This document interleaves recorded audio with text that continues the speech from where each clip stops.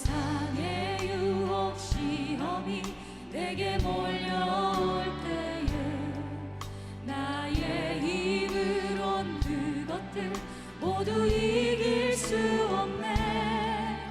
거대한 폭풍 가운데 위축된 나의 영혼 어찌할 바를 몰라 헤매이고 있을 때 주를 찬양, 손을 들고 찬양.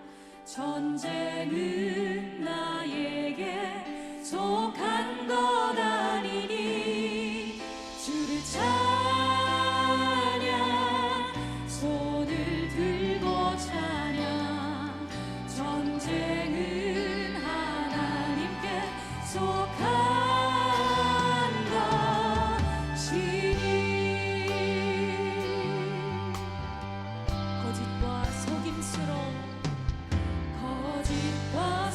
속임수로 가득 찬 세상에서 어디로 갈지 몰라 머뭇거리고 있네.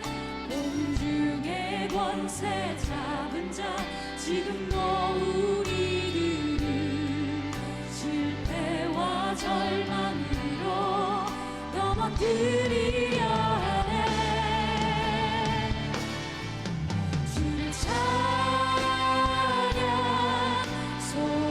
들고 찬양. 전쟁은 나에게 속한 것 아니니 주를 찬양, 손을 들고 찬양. 전쟁은 하나님께 속한 것이니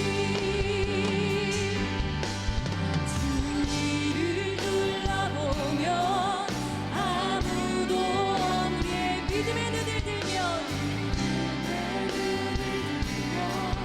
보이는 분 계시네. 지금도 내 안에서 역사하고 계시네. 사망과 어둠의 권세 물리치신 예수님 주를 찬양, 주를 찬양. 손을 들고 찬양. 전쟁은 나에게 속한 것 아니니 주를 찬양, 손을 들고 찬양. 전쟁은 하나님께 속한 것이니 다시 한번 주를 찬양, 주를 찬양. 손을 들고 찬양. 전쟁은 나에게 속한 것 아니니 주를 찬양, 손을 들고 찬양.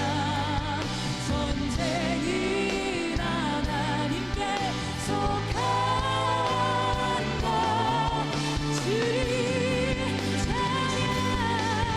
주를 찬양, 손을 들고 찬양. 전쟁은 나에게 속한 것 아네.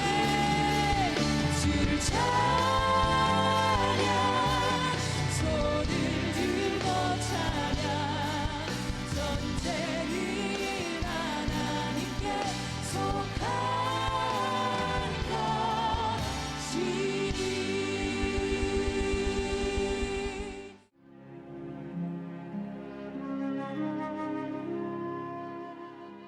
오늘의 말씀은 창세기 40장 7절에서 8절 말씀입니다. 요셉이 그 주인의 집에 자기와 함께 갇힌 바로의 신하들에게 묻되 어찌하여 오늘 당신들의 얼굴에 근심의 빛이 있나이까? 그들이 그에게 이르되 우리가 꿈을 꾸었으나 이를 해석할 자가 없도다. 요셉이 그들에게 이르되 해석은 하나님께 있지 아니하니이까 청하건대 내게 이르소서. 아멘. 오늘 정말 답답한 상황을 맞은 우리에게 하나님이 주시는 말씀, 제가 전하려고 하는 말씀, 버텨야 산다. 특별히 오늘 본문의 창세기 40장에 등장하는 이 요셉을 이야기하면서 버티는 것이 새로운 기회다라는 영감을 얻어봅니다. 지난 시간에 요셉이 억울하게 감옥에 갇혀서 인생의 가장 밑바닥, 최악의 상황에 떨어진 모습을 소개해 드렸습니다. 그는 미래도 알 수 없는 그 감옥에서 뭘 할 수 있을까요? 아무것도 더 이상 할 게 없었습니다. 그저 하루하루 죽지 못해 버티고 살아가는 거였어요. 그렇게 살아가던 어느 날, 오늘 창세기 40장 1절에 그에게 새로운 반전의 이야기가 시작이 됩니다. 그 후에 애굽 왕의 술 맡은 자와 떡 굽는 자가 그들의 주인 애굽 왕에게 범죄한지라. 요셉이 28살이 되던 어느 날, 왕궁에 술을 맡던 관원장과 빵을 맡던 관원장이 요셉이 있는 정치범 감옥에 오게 됩니다. 당시 이집트의 왕은 파라오 왕이었습니다. 술 맡은 관원 또는 빵 맡은 관원, 이 사람들은 어떤 사람들일까? 이 고대 중동에서는 왕을 독살하는 일들이 아주 심심치 않게 일어납니다. 그래서 우리 역사에 마치 그 조선시대 기미상궁처럼 왕이 먹는 음식을 책임지는 사람들이 있었습니다. 근데 상식적으로 이 사람들은 왕이 믿을 수 있는 사람들이어야 돼요. 왜냐하면 잘못해서 왕의 생명을 독살할 수도 있고 신변에 위험을 줄 수 있는 사람들이기 때문에 굉장히 신뢰하는 사람들이었고, 그래서 겉보기보다는 굉장한 고위 관리입니다. 문헌에 보면 당시의 왕들은 그런 사람들을 세워야 되기 때문에 정치적 이해관계가 없는 이방인을 기용할 때가 많았어요. 그 대표적인 사람이 페르시아의 왕 옆에서 이 일을 했던 느헤미야. 그러니까 지금 이 감옥에 온 술 관원장과 빵 관원장은 첫째, 왕으로부터 대단한 신뢰를 얻었던 사람들이고, 두 번째, 대단한 권력을 가진 사람들이다. 그런데 뭘 잘못했는지 모르지만 왕의 분노를 삽니다. 그래서 직무가 정지된 상태에서 그들은 감옥에 오게 되는 거예요. 자, 이 사람들은 두렵고 막막했을 것입니다. 왕의 눈밖에 나서 감옥에 왔으니 이제 사형을 당할 수도 있고, 혹시 죽음을 면하더라도 자기들이 예전처럼 그런 자리에 가서 왕을 섬기며 권력을 누릴 수 있을까? 미래에 대한 두려움도 있었습니다. 한편 이런 대단한 고위 관리가 감옥에 왔으니 감옥을 관리하는 간수와 또는 간수장들은 마음이 어땠을까? 지금도 여러분 고위 공직자들이 이렇게 교도소에 가게 되면, 구치소나 이런 데 들어가게 되면 그 구치소장이나 교도소장들 또는 교도관들이 일제히 긴장을 합니다. 그리고 수칙이 허용하는 한에서 그들에게 많은 걸맞는 대우를 준비합니다. 이때도 그랬습니다. 지금 한때는 정말 왕 옆에서 실세나 다름없는 최고 거물 관리가 감옥에 오자 간수장들, 간수장, 또 교도관들이 다 긴장을 하죠. 그리고 이 두 관원장을 어떻게 잘 모셔야 될까? 이렇게 고민을 하다가 문득 요셉을 생각한 거예요. 요셉은 굉장히 지혜롭고 이미 사람들로부터 신뢰를 얻고 있었고 성품이 너무 좋은 사람이잖아요. 그래서 요셉에게 이 감옥에 온 두 관원장을 잘 좀 모셔라, 시중을 좀 들어달라, 이렇게 얘기를 합니다. 요셉은 자기에게 떨어진 이 일을 해야만 됩니다. 어떻게 이 두 사람을 섬겼을까요?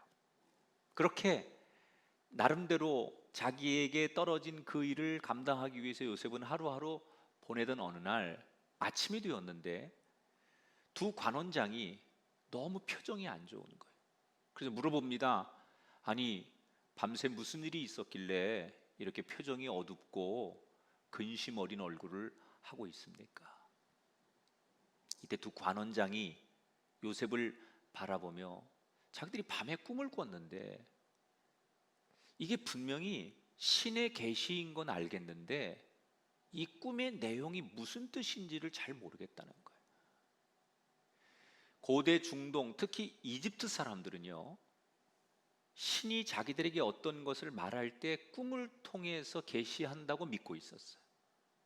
그래서 꿈을 기다리기도 하고 꿈을 꾸고 나면 반드시 그렇게 해석을 하는데 이것이 분명히 신이 주는 계시인 건 알겠는데 자기들에게 일어날 미래를 얘기하는 건데 무슨 뜻인지 해석이 안 된다는 거예요. 그래서 너무나 답답하다는 거예요. 그때 요셉이 그 이야기를 듣고 두 관원장에게 오늘 8절에 보니까 이렇게 말합니다. 해석은 하나님께 있지 아니하니까 청하건대 내게 이르소서. 뭐라고 얘기해요? 그거 하나님께 물어보면 하나님이 해석해 줄 겁니다. 나한테 그 꿈을 얘기해 주시면 내가 하나님 앞에 기도하고 하나님께 물어보겠습니다. 여러분, 저는 이 장면에서 요셉이 신부는 노예고 지금 상황은 감옥에 있지만 아직도 영적인 자신감은 충만하구나라는 걸 발견했어요. 하나님 얘기를 하면서 하나님께 물어보면 하나님이 모든 것을 쥐고 있으니까 하나님께서 가르쳐 주십니다 라고 자신 있게 얘기하는 요셉을 보면 하나님에 대한 영적인 자신감이 넘쳤구나. 세상을 바라보면 막막했지만 하나님을 바라보고 하나님을 묵상하면 영적으로 충만한 자신감이 있었던 요셉처럼 저와 여러분도 그런 사람이 되기를 주의 이름으로 축복합니다. 자, 이런 요셉의 말에 두 관원장이 이렇게 응답을 하는데 저는 이 장면이 굉장히 중요하다고 생각을 해요. 자, 9절을 볼까요? 술 맡은 관원장이 그의 꿈을 요셉에게 말하여 이르되.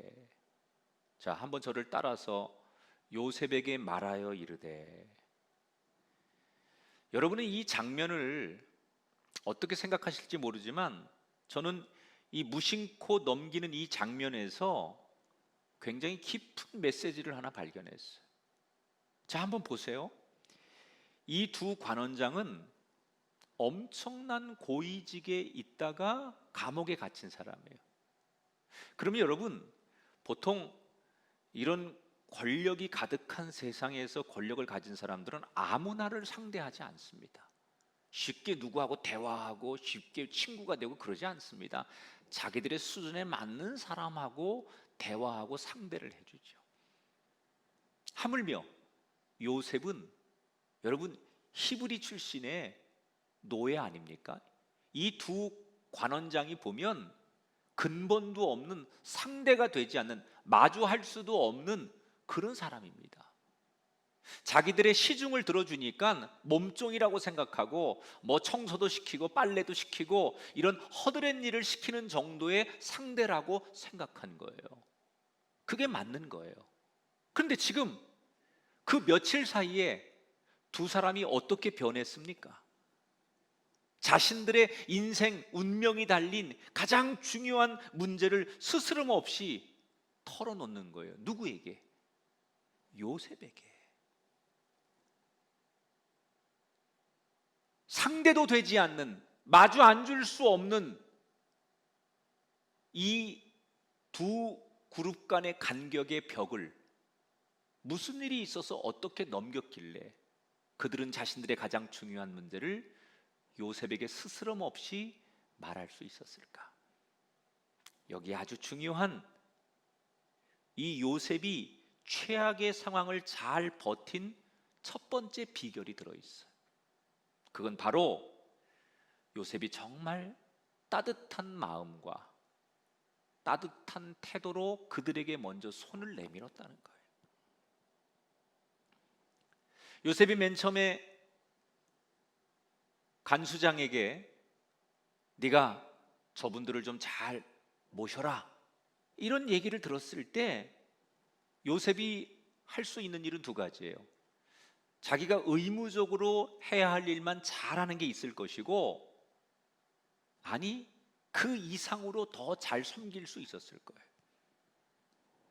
그런데 보통 웬만한 죄수 같으면 상식적으로 자기한테 시키는 일, 자기가 해야 될 일, 아니면 자기가 주어진 일, 의무만 다하는 게 맞는 거예요. 그렇게만 해도 자기는 훌륭한 거예요. 더군다나 지금 요셉은 남을 배려할 상황이 아니에요. 자기도 억울하게 누명을 써서 감옥에 있고 언제 여기를 빠져나갈지 모르고 그래서 언제 다시 부모님을 만날지 모르는 막막한 상황 아닙니까? 자기도 기가 막힌 상황이에요. 자기도 억울하고 자기도 분노하고 자기도 힘든 상황이에요. 그런데 누구를 배려하고 누구에게 관용을 베풀고 누구에게 사랑을 베풀겠어요? 내가 그럴 처지가 못 되는 거예요. 근데 요셉은 달랐어요. 사람들이 하라고 하니까 하고, 이게 일이니까 하고, 그렇게 하지 않았어요. 나도 힘들고 나도 지치고 나도 억울하고 내 안에 분노가 있고 내 몸 하나 가누기 힘든 상황이지만 내가 해야 할 그 일을 넘어서 진심으로 정말 그 사람들을 어찌 보면 하나님을 대하듯 최선을 다해서 섬기고 먼저 다가간 거예요. 냉랭하게 내 의무만 일로 만나는 사람이 아니라 진짜 그들을 진심으로 사랑하려고 하고 따뜻한 마음으로 그들을 대하려고 요셉이 노력한 거예요. 요셉이 마음이 편해서 상황이 좋아서 그렇게 한 게 아닙니다. 지금 자기의 마음은 가장 고통스럽고 자기의 상황은 가장 최악의 상황이지만 어떻게든 버텨야 되겠기에 긍정적인 마음, 좋은 마음, 따뜻한 마음을 가지려고 노력한 거예요. 그리고 그 마음으로 사람을 진심으로 대하니까 어떻게 되었습니까? 그 따뜻한 마음을 품고 상대를 대했을 때 이것이 훗날 요셉을 다시 일으키는 계기가 됩니다.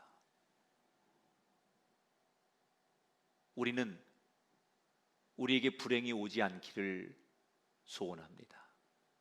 그런데 살다 보면 저와 여러분에게 많은 불행, 어려운 순간들이 옵니다. 최악의 때를 만납니다. 되는 일이 없고 모든 길이 막히고 그럴 때 우리는 어떻게 합니까? 가장 먼저 내 옆에 가장 가까운 사람에게, 내 상황이 힘들면 가장 가까운 사람에게 짜증을 내고 가장 가까운 사람에게 분노하고 가장 가까운 사람에게 우리의 그 힘든 걸 다 표현합니다. 이게 고수와 하수의 차이라고 할까요?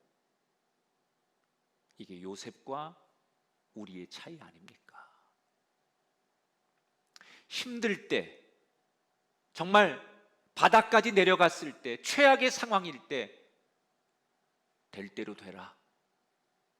그리고 무작정 내 주변의 모든 사람을 적으로 보고 분노의 대상으로 보는 것이 아니라 힘들지만 최악이지만 마음을 놓지 않고 따뜻한 마음으로 내가 만나는 사람들을 존중하고 그 마음으로 살아갈 때 하루하루를 요셉이 버텼다는 거예요. 힘들다고 온통 소리치고 힘들다고 다 인상 쓰면 우리의 가정과 우리가 사는 세상이 지옥이 되지 않겠습니까? 힘든 건 다 똑같습니다. 그때 누군가가 웃어주고 따뜻한 마음으로 다가갈 때 지옥이 될 뻔한 우리의 가정이, 우리가 사는 세상이 천국이 되지 않겠습니까? 어떻게 버티시겠습니까? 따뜻한 마음으로, 긍정적인 마음으로 버티셔야지요. 내 안에 온통 분노와 증오와 부정적인 감정들을 가지고 이를 악물고 버티면 그건 버티는 게 아니에요. 아니, 버틸 수가 없습니다. 선한 마음, 따뜻한 마음, 요셉이 품었던 그 아름다운 마음들이 지금 우리에게 더 필요합니다. 하나님이 그런 사람을 주목하고 계시고 그런 사람을 일으켜 주실 줄 믿습니다. 자, 이 요셉의 영적인 자신감 앞에 두 명의 교도관이, 술 관원장이 자신의 꿈을 이야기합니다. 먼저 술 맡은 관원장이 자기 꿈을 이야기하는 거예요. 요셉에게 꿈을 꿨는데 포도나무에 3개의 가지가 열리는데 거기서 잎이 나고 꽃이 피더니 포도 열매가 주렁주렁 열리더래요. 그래서 자기가 그 포도 열매를 따가지고 그거를 왕이 마시는 술잔에다가 즙을 내어서 드렸다, 이런 꿈을 자기가 꿨다는 거예요. 도대체 이게 무슨 뜻이냐? 요셉이 그 꿈 얘기를 다 듣고 눈을 감고 한참을 묵상하면서 그 꿈을 깊이 생각하더니 드디어 입을 열어서 꿈을 해석해 주는 거예요. 당신이 포도나무에 3가지가 열렸다는 것은 앞으로 3일을 이야기하는 겁니다. 그리고 왕께 포도즙을 짜서 드렸다는 것은 당신의 원래의 자리로 당신이 되돌아가서, 다시 말하면 억울함을 풀고 복직이 된다는 이야기입니다. 그러면서 이 좋은 해석을 해주면서 이때다 싶었는지 요셉은 이 술 관원장에게 이렇게 부탁을 합니다. 저는 히브리에서 온 노예입니다. 근데 제가 지금 여기 감옥에 오게 된 사연이 이렇고 이런 건데 너무나 저는 억울합니다. 전 죄가 없는데 지금 쉼이 없어 여기 갇혀 있으니 제발 복직하시거든, 그 높은 자리에 다시 가셔서 힘이 생기거든 저를 기억해 주시고 저의 억울함을 좀 풀어주십시오. 이 감옥에서 제가 나갈 수 있도록 도와주십시오. 그리고 간절히 부탁을 합니다. 그랬더니 술 관원장이 3초도 생각 안 하고 뭐라고 대답했을까요? 내가 당연히 그렇게 하겠다. 들어보니 너 억울한데 내가 그 자리에 갈 수만 있으면, 네가 꿈을 해석해 준 대로 그런 일이 생기면 내가 너의 억울함을 풀어주고 너를 감옥에서 내가 반드시 건져내겠다. 약속을 합니다. 이 모습을 옆에서 지켜보던 빵 관원장이 용기를 내어 자기 꿈 이야기도 요셉에게 들려주는 거예요. 자기는 무슨 꿈을 꿨느냐? 꿈속에서 빵을 담는 바구니 3개를 머리에 이고 있었는데 맨 위에 있는 바구니는 왕에게 드릴 빵을 구워가지고 가지고 가는 바구니인데 하필이면 그 왕에게 드리려고 구운 빵에게 새들이 막 와가지고 그걸 쪼아 먹는 그런 꿈을 자기가 꿨다는 거예요. 요셉이 이 빵 관원장의 꿈 이야기를 듣고 한참을 나름대로 꿈을 가지고 묵상하고 기도하더니 드디어 입을 엽니다. 그런데 조금 전과는 표정이 너무 달라요. 어두워요. 그리고 정말 송구합니다. 좋은 해석을 못해서 송구합니다. 그리고 당신이 3개의 바구니는 역시 3일을 뜻하는 겁니다. 새들이 와서 쪼아 먹었다는 얘기는 당신은 어쩔 수 없이 왕의 명령에 의해 3일 안에 목이 베길 것이고 그래서 당신의 베인목이 나뭇가지에 걸리면 그 시체를 뜯어먹기 위해 새들이 와서 쪼아먹게 될 것입니다. 내가 이렇게밖에 해석할 수 없어 너무나 죄송합니다. 그리고 요셉은 나가요. 술 관원장과 빵 관원장이 너무 다른 해석을 듣고, 한 사람은 기대에 부풀려 있고 한 사람은 이 꿈이 아무것도 아니기를, 그리고 저 요셉의 해석이 전혀 근거 없는 그냥 짓거리는 해석일 거다라고 스스로 위로하며 아무 일이 없기를 바라죠. 어떻게 되었을까요? 3일이 지났습니다. 3일이 지난 날 이집트에는 어떤 날이냐? 그날은 파라오 왕의 생일입니다. 이 날을 맞이해서 왕이 잔치를 베푸는데, 이때 빵 관원장과 술 관원장이 호출이 됩니다. 여러분, 보통 이 당시에 왕의 생일은 국가에서 가장 큰 경사의 날입니다. 그래서 보통 화합을 위해서 사면령을 내릴 수도 있고요. 또 하나는 그 왕을 당시에는 신의 아들로 파라오를 그렇게 추앙하던 때예요. 그래서 종교적으로 신성하기 위해서 이 경축스러운 날 종교적 의미를 가져서 신에게 희생 제물을 왕이 드려요. 그래서 원래 사형을 시켜야 될 중죄인들을 이날 사형을 드려서 자기 그 신에게 바친다라는 의미에서 사면령을 내리는 사람도 있고 오히려 사형을 집행하는 사람도 있는 거예요. 두 가지를 다 하죠. 술 관원장, 빵 관원장을 불러서 술 관원장에겐 조사해 보니까 너는 억울한 면이 있었어.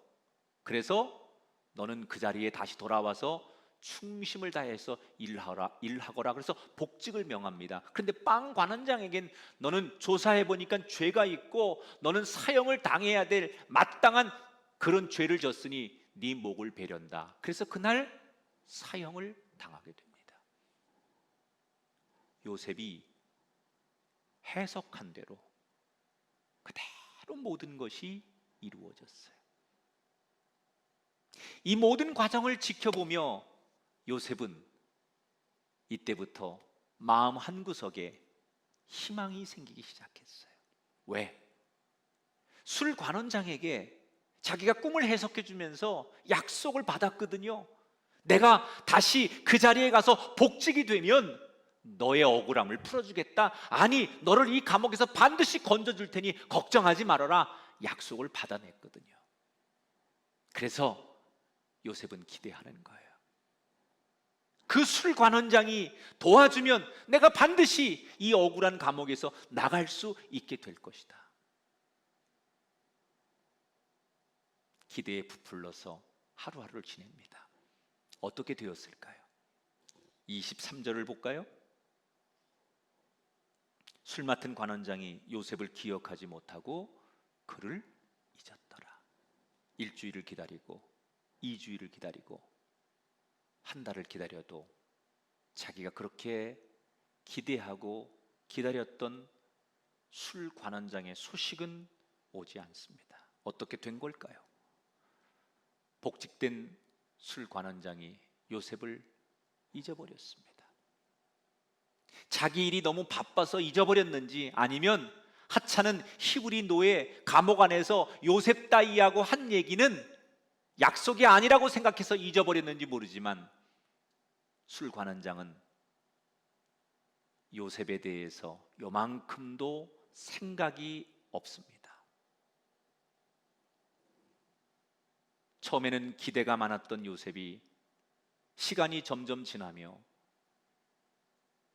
자기 기대와 다르게 아무런 도움을 받을 수 없게 되며 현실을 받아들이고, 왜 내 인생은 늘 버림받는 인생일까?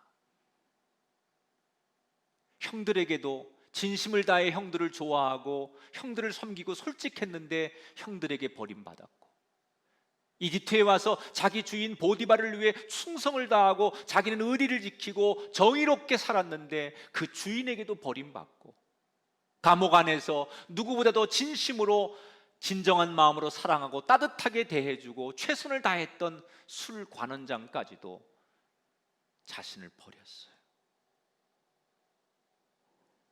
왜 내 인생은 늘 이렇게 버려지는 인생일까?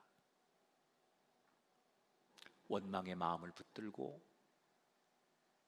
희망 없는 그 감옥 안에서 하나님에 대한 섭섭함의 마음을 가지고 차가운 감옥 바닥에 눈물을 흘리며 잠이 들어가는 요셉의 모습으로 오늘 성경은 막을 내립니다. 여러분, 마치 영화의 한 장면처럼 이 요셉의 운명은 너무나 기구하지 않습니까? 특별히 감옥 안에서 온 마음을 다해 섬겼는데, 꿈도 해석해주고 그 상대를 진심으로 걱정해 주었는데, 자기에게 돌아온 건 자기 마음과 다르게 배신과 약속이 깨지는, 버려지는 아픔이었어요. 왜 하나님은 요셉이 누구보다도 정직한 걸 아시고 따뜻한 마음으로 상대를 배려하고 사랑을 전했고 실천했던 이 요셉을 알고 계시면서 이 요셉의 삶을 건져주지 않는 걸까? 하나님이 요셉에게 꼭 전하고 싶었던 메시지가 여기 하나 있었어요. 그건 오직 하나님의 때를 기다리라는 거예요. 자, 요셉이 술관원장이 감옥에 와서 꿈을 해석해 줄 때 요셉의 마음속에 한쪽에는 어떤 생각이 있었느냐? 드디어 나한테 절호의 기회가 찾아왔다. 그리고 술관원장이 감옥을 나간 때부터 이 술관원장을 기다리는 거예요. 이 술관원장이 나를 꺼내줄 수 있는 유일한 희망이라고 생각하고 언제 도와줄까? 이 술관원장만 생각하는 거예요. 요셉이 언젠가부터 하나님을 기대하고 하나님을 바라보고 하나님을 묵상하던 삶에서 갑자기 하나님 대신에 술관원장이 자기의 기대였고 자기의 희망이었고 자기의 전부인 대상으로 바뀌기 시작한 거예요. 이걸 하나님은 다 보고 계셨어요. 잘못된 기대를 하고 있는 걸 하나님은 알고 계셨어요. 그래서 요셉의 기대를 들어줄 수 없었던 거예요. 결국 요셉은 또 한 번의 좌절을 통해서 새롭게 태어나죠.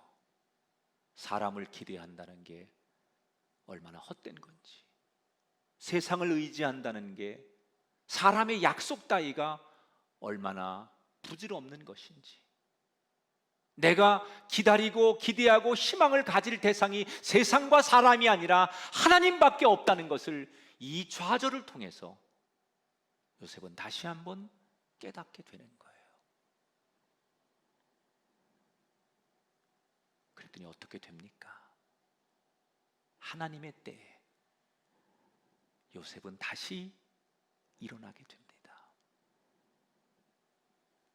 사랑하는 성도 여러분, 저는 오늘 다양한 루트로 예배를 드리는, 우연치 않게 우리 교회 예배를 지금 어떤 통로를 통해 들어오셨든 간에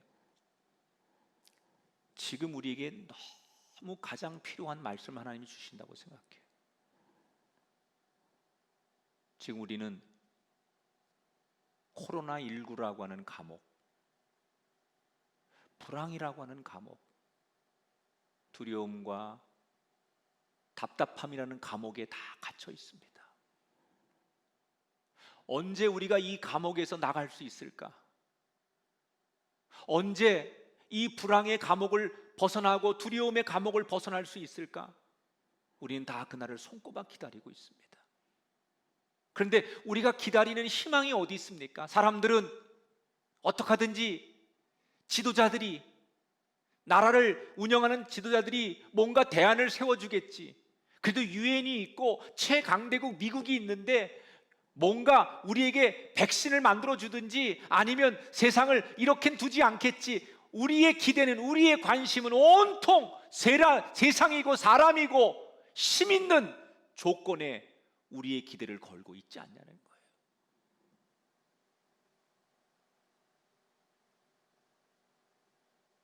그런데 어떻게 되었습니까? 우리가 기대했던 세상과 지도자와 힘 있는 사람들은 우리가 원하는 만큼 우리를 감옥에서 건져주지 못했어요. 상황은 점점점 더 안 좋아지고 있어요. 왜 그럴까? 그리고 하나님 왜 오늘 이 본문을 우리에게 주셨을까? 결론은 하나입니다. 하나님을 더 기대해라. 우리를 건져 주실 수 있는 분은 하나님이시다. 우리는 알아야 돼요. 술 관원장이 나에게 구원이고 희망이고 전부라고 생각했던 요셉에게 하나님께서 그게 아니라는 걸 깨닫게 하시기 위해서 그에게 쓰디쓴 고통을 주셨던 것처럼 우리는 이 답답한 현실 앞에서 하나님이 아니고는 우리를 구원해주고 이 세상을 아름답게 만들어줄 분이 없다는 사실을 우리는 또 한 번 이 좌절과 절망의 고통의 순간에서 배워야 돼요. 이 답답하고 고통스러운 어려운 때를 우리는 어떻게 견뎌야 할까? 하나님을 바라봐야 됩니다. 하나님을 기대해야 합니다. 하나님의 때에 하나님밖에 하실 분이 없습니다. 이 고백을 드려야 됩니다. 지금은 당장 죽을 것 같은데, 지금은 당장 꼼짝도 못하는 너무나 절망적인 상황인데, 그래도 하나님 우리를 버리지 않을 것이다. 이 한 가닥에 하나님께 소망을 두는 사람을 하나님은 결국 버티기도 하시고 다시 일으키기도 하십니다. 사랑하는 성도 여러분, 얼마나 힘드십니까? 얼마나 답답하시고 얼마나 억울하십니까? 그러나 버티셔야 됩니다. 지금은 어떻게 하든지 버티셔야 됩니다. 그 버티는 힘의 근거는 어디서 오느냐? 마음의 따뜻함, 마음의 긍정적인 하나님 주시는 그 마음을 소유할 때 버틸 수 있고, 우리가 기대하는 건 세상이 되면 안 돼요.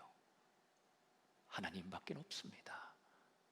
그래서 오늘 다시 그 자리에서 무릎 꿇고 하나님을 묵상할 때 우리는 또 하루를 버티고 또 하루를 버텨 마침내 요셉처럼 다시 우뚝 서는 날을 맞이하게 될 줄 믿습니다. 요셉의 반전의 역사, 반전의 인생이 저와 여러분 가운데도, 이 땅 가운데도 펼쳐지게 되기를 주님의 이름으로 축원합니다.